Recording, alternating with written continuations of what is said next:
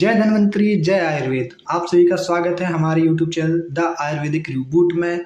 आज का हमारा टॉपिक है मलेरिया डिसीज। इसको हम केवल अपने एग्जाम पर्सपेक्टिव से देखेंगे और हमारा मेन फोकस रहेगा केवल ट्रीटमेंट पे। तो चलिए शुरू करते हैं इसको। सबसे पहले देखते हैं इसकी definition. Malaria is a protozoal parasitic wide spread in tropical and सब ट्रॉपिकल रीजन। यानी ये एक विश्वव्यापक है ट्रॉपिकल एंड सब ट्रॉपिकल रीजन में। इसके 89% malaria cases globally seen in 2015। अब इसके बाद देखते हैं इसकी इटियोलॉजी। ये जितना भी डाटा है मैं पूरा उससे दे रहा हूँ कि कुमार एंड क्लार्क की बुक है, रेफरेंस के लिए अगर आप लोग जा सकते हैं, जिसको भी डाउट है तो एक बार चेक कर सकते हैं।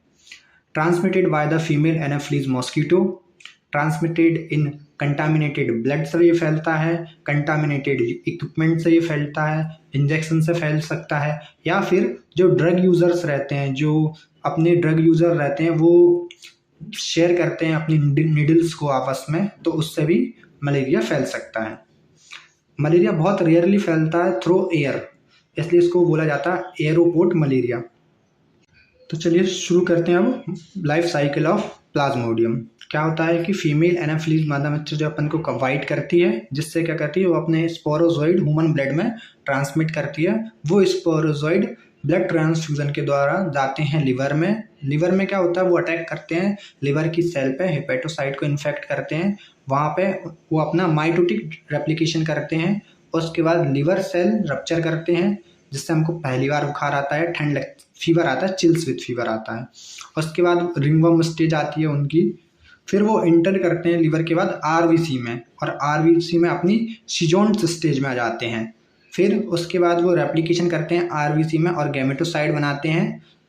और जो स्पोरोगैमी इन मॉस्किटो, यानी जो गैमेटोसाइट के बाद जो आगे की स्टेज रहती है, वो कहाँ करते हैं, वो फीमेल मॉस्किटो के अंदर। ठीक है, ये रही इसकी लाइफ साइकिल। इंक्यूबेशन पीरियड पे, इसमें क्या होता है कि इंक्यूबेशन जो पीरियड होता है वो वेरी करता है डिफरेंट टाइप ऑफ स्पीसीज पे। यानी जो प्लाज्मोडियम वाइवेक्स, ओवल और फेल्सीफेरम रहता है, इनका इंक्यूबेशन पीरियड होता है 10 से 14 दिन, जबकि जो प्लाज्मोडियम मलेरियाई होता है उसका पीरियड होता है 8 to 6 वीक। और ये जो मलेरियाई होता है वो इन तीन के कंपेरिजन में ज़्यादा डेंजरस होता है या हार्ड टू ट्रीटेबल होता है। अब आते हैं इसके क्लिनिकल डायग्नोसिस पे। चलिए पहले ये वाला पॉइंट देख लेते हैं कि इन्वेस्टिगेशन कैसे करेंगे हम मलेरिया की। तो मलेरिया इन एग्जामिन ऑफ, तो मलेरिया को अपन दो टाइप से इन्वेस्टिगेट कर सकते हैं। एक तो थिक स्मीयर टेस्ट और एक थिन स्मीयर टेस्ट। इसको अपन बोलते हैं थिक ब्लड फिल्म और थिन ब्लड फिल्म। जो थिक ब्लड फिल्म टेस्ट होता है उसमें हम डिटेक्ट करते हैं कि पैरासाइट प्रेजेंट है या नहीं है। और जो थिन ब्लड फिल्म होती है ना, वो हमको हेल्प करती है कि इन 4 वैरायटी में से कौन सी वैरायटी प्रेजेंट है और उसकी कितनी क्वांटिटी अफेक्टेड हुई है। यानी मतलब उसकी क्वांटिटी कितनी है ब्लड में और वो कितना अफेक्टेड है पर्सन। और जब पहले वाली रहती है यानी थिक ब्लड फिल्म रहती है, वो उससे क्या डिटेक्ट करते हैं हम कि पैरासाइट प्रेजेंट है या नहीं है ब्लड में। ठीक है, ये 2 टेस्ट रहते हैं इसके। क्लिनिकल डायग्नोस्टिक फीचर में हम देखते हैं कार्डियल साइनस से क्या होता है, रिकरेंट साइक्लिक फीवर पैटर्न आता है। इसमें क्या होता है कि इंटरमिटेंट फीवर विथ और विदाउट पीरियडिसिटी। ठीक है, चिल्स एंड राइगर प्रेजेंट होते हैं, fever with headache, anorexia, nausea और वॉमिटिंग। अब देखें, एक मेन पॉइंट होता है मलेरिया का कि symptom of malaria can be non specific and mimic other disease like viral infection, enteric fever. यानी जो मलेरिया के साइन एंड सिम्टम्स होते हैं ना, वो हमें किसी दूसरी डिसीज़ के जैसे भी दिख सकते हैं, जैसे कि वायरल इन्फेक्शन की तरह भी दिख सकते हैं, एंटेरिक फीवर के भी दिख सकते हैं। तो इसलिए हमें डिफरेंशियल डायग्नोसिस करना आना चाहिए कि मलेरिया है या फिर एंटेरिक फीवर है या वायरल इन्फेक्शन है। ठीक है, अब आते हैं इसकी डायग्नोसिस पे। तो डायग्नोसिस कैसे करेंगे, सबसे पहले PS4MP यानी peripheral smear test for malaria parasite. या तो अपन microscopy of stained thick and thin blood serum कर सकते हैं, या फिर gold standard test due to its sensitivity. दोनों में से कोई भी कर सकते हैं। तो PS4MP क्या होता है मैं आपको आगे चल के बता दूंगा, एक बार दिखाई देता हूँ। चलिए, ये एक मलेरिया की किट आती है ऐसी। इसमें जो आप यहाँ पे पॉइंट 1 और पॉइंट 2 दिख रहे होंगे, पॉइंट 1 में हमको यहाँ पर जैसे अपन बहुत से लोगों ने करा होगा प्रेगनेंसी टेस्ट, आजकल तो सभी करते हैं। खासकर मेडिकल स्टूडेंट। तो जो पॉइंट 1 होता है वहाँ पे हम अपना क्या डालेंगे, ब्लड सीरम डालते हैं, और पॉइंट 2 पे हम डालते हैं एंटीजन। उसके बाद जहाँ पे जो रिजल्ट आता है ना वो हमको बताता है कि प्लाज्मोडियम वाइवेक्स है या प्लाज्मोडियम फैल्सिफेरम है। ठीक है, ऐसी मलेरिया की किट आती है, अलग अलग मुश्किल से 20, 30, 40, 50 रुपये की मिलती है। और जो मैंने बात करी थी कि thin and thick blood serum या ब्लड स्मीयर टेस्ट जो होता है, उसमें जब हम माइक्रोस्कोप से देखते हैं तो हमें प्लाज्मोडियम की इतनी डिफरेंट स्टेज देखने को मिलती हैं। अब इसमें ये वाली स्टेज देखने को मिलती हैं। देखिए फैल्सिफेरम की अलग अलग स्टेज में फैल्सिफेरम कैसा दिखेगा, वाइवेक्स कैसा दिखेगा, मलेरियाई कैसा दिखेगा और ओवल कैसा दिखेगा। इससे हम पता लगाते हैं कि कौन सी टाइप का पैरासाइट प्रेजेंट है और कौन सी स्टेज में प्रेजेंट है। ठीक है, अब आ जाते हैं अपन अपने टॉपिक पर वापस। ठीक है, अब आते हैं अपन ट्रीटमेंट पे। तो जैसा कि हम पहले पढ़ चुके हैं कि मलेरिया जो है वो 4 टाइप के उसमें पैरासाइट मिल सकते हैं, स्पोरोजोइट्स मिल सकते हैं। कौन कौन से? प्लाज्मोडियम वाइवेक्स, ओवल, फैल्सिफेरम और मलेरियाई। तो यहाँ पे हम केवल 3 की ट्रीटमेंट पढ़ेंगे, प्लाज्मोडियम वाइवेक्स, ओवल और फैल्सिफेरम की। तो देखिए, जो प्लाज्मोडियम वाइवेक्स और ओवल होता है उसमें सेम ट्रीटमेंट चलती है, यानी उसमें जो अपन मेडिकेशन देंगे, यानी कोई भी पेशेंट अपने पास आता है और उसके अपन PS4MP करवाते हैं या फिर उसका मलेरिया टेस्ट करवाते हैं और हमको पता चलता है कि उसमें वाइवेक्स और ओवल वाला पैरासाइट प्रेजेंट है, तो हम क्या करेंगे, जो प्लाज्मोडियम वाइवेक्स और ओवल है उसके लिए हम टैबलेट लेंगे क्लोरोक्विन 500 mg, और एक टैबलेट रहती है प्राइमाक्विन, वो 15 से 30 mg के बीच में आती है। जो क्लोरोक्विन चलवाते हैं अपन 3 दिन तक चलवाते हैं BD, और प्राइमाक्विन चलवाते हैं 10 से 15 दिन। जो क्लोरोक्विन है इसका एक स्पेसिफिक डोज होता है कि उसको एक पर्टिकुलर वे में दिया जाता है, कि उसके 3 डोज होते हैं जो अपन को उसकी 5 टैबलेट 3 डोज में ख़त्म करनी होती हैं। फर्स्ट डोज में अपन 2 टैबलेट देते हैं, यानी 1000 mg की 2 टैबलेट देंगे। फिर उसके आफ्टर 6 आवर देंगे 1 टैबलेट, फिर आफ्टर 24 आवर, फर्स्ट डोज के 24 घंटे बाद हम एक और टैबलेट देंगे, और फर्स्ट डोज के 48 घंटे बाद हम एक और टैबलेट देंगे। ऐसे करके क्लोरोक्विन की 5 टैबलेट 3 दिन में ख़त्म करनी रहती है अपन को, और प्राइमाक्विन उसके साथ देते हैं अपन 10 से 15 दिन तक देते जाते हैं प्राइमाक्विन। मिल्क के साथ ही क्यों देना ज़रूरी है? क्योंकि अगर हम क्लोरोक्विन और प्राइमाक्विन को विदाउट मिल्क लेते हैं तो हमारे क्या करते हैं, स्टमक में इरिटेशन कॉज कर सकती हैं, वॉमिटिंग कॉज कर सकती हैं, नोजिया कॉज कर सकती हैं। इसलिए ल्यूक वर्म मिल्क के साथ देना ज़रूरी होता है। इससे ये क्या करते हैं, स्टमक इरिटेशन को कम करते हैं। ठीक है, कॉन्ट्राइंडिकेशन क्या है इनके? प्रेगनेंट वुमेन ने नहीं देना है, जिसको हीमोलाइसिस होता हो उसमें नहीं देना है, या जिसका हाइपर BP में नहीं देना है। ठीक है, उसके बाद आते हैं हम ट्रीटमेंट करेंगे प्लाज्मोडियम फैल्सिफेरम का।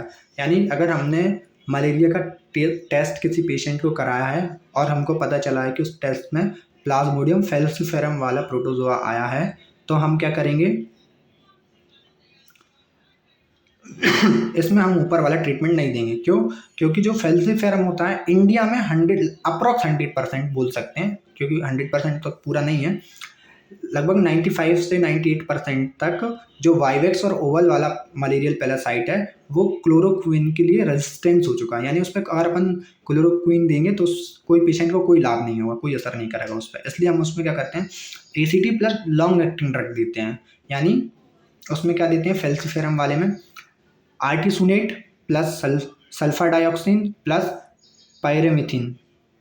आर्टिसुनेट की 50 mg रहेगी डोज, 500 mg रहेगी सल्फर डाइऑक्सिन, और 25 mg रहेगी पायरीमिथिन।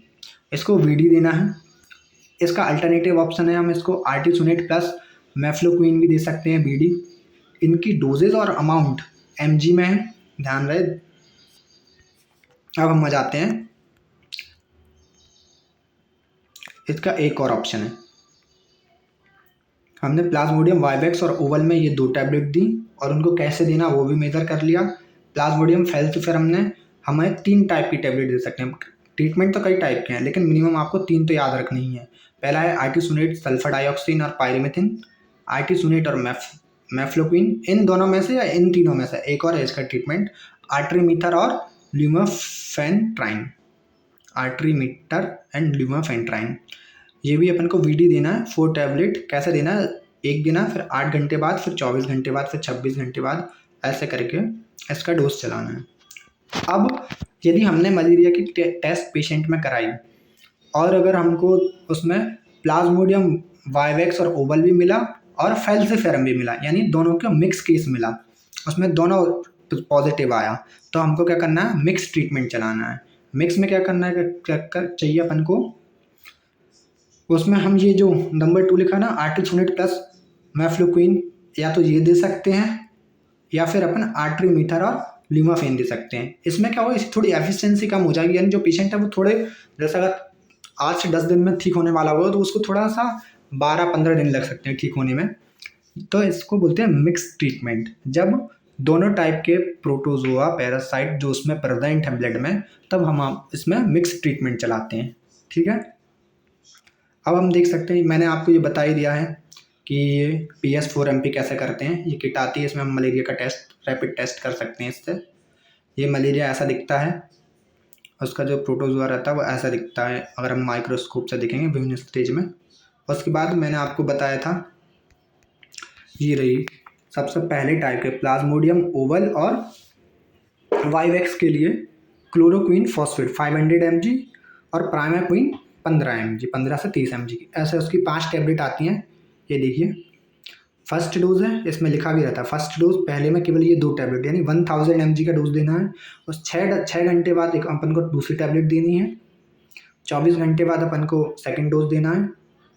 और डे 3 में यानी 48 आवर्स ऑफ फर्स्ट डोज, 48 घंटे बाद पहले डोज के अपन को 5वीं टैबलेट दें, यानी 3 दिन में ये ख़त्म करना होता है। अपन ने यहाँ भी ऐसे ही पढ़ के आए थे, एक बार और आप क्रॉस चेक कर लीजिए। सॉरी, फर्स्ट डोज में 2 टैबलेट, सेकेंड डोज में 1 टैबलेट एंड थर्ड डोज में भी 1 टैबलेट देनी है। ठीक है,